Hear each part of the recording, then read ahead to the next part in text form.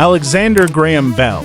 It was at this time, 1876 to 1877, that a new invention called the telephone emerged. It is not easy to determine who the inventor was. Both Alexander Graham Bell and Elisha Gray submitted independent patent applications concerning telephones to the Patent Office in Washington on February 14, 1876. Navigation, search, products and solutions, discover. Transforming enterprises, future technologies. About us, GBR, sign in, home, ... Phones for everyone 1876. The invention of the telephone. It was at this time, 1876 to 1877, that a new invention called the telephone emerged. It is not easy to determine who the inventor was.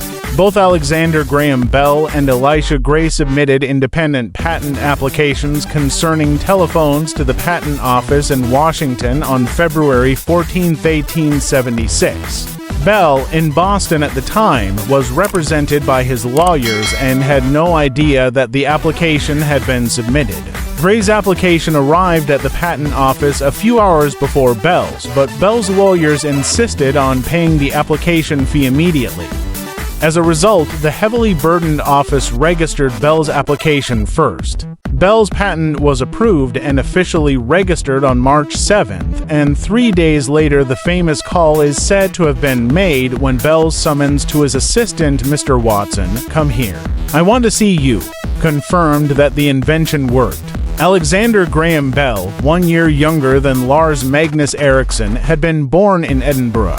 Bell's interest in telephony came through his mother, who was deaf, and his father, Alexander Melville Bell, who was a teacher of elocution. Famous for the phonetic transcription system he had developed to help the deaf learn to speak, and which he described in a book entitled Visible Speech. The Bell family migrated to Canada in 1870. 2 years later, Alexander Melville Bell was offered a teaching post at a school for the deaf in Boston in the United States, but he successfully recommended his son for the post instead. Father and son were at this time working together to try to discover whether sound could be made visible for the deaf with the help of telegraphy.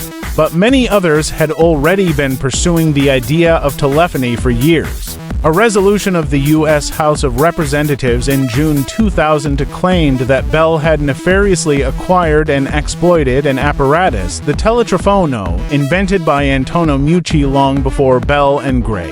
One damaging piece of evidence for Bell was that Meucci's material had disappeared without trace from the very laboratory at which Bell was carrying out his experiments. In the 1880s, proceedings initiated by the American government charged Bell with fraudulent and dishonest conduct and claimed that his patent should be revoked.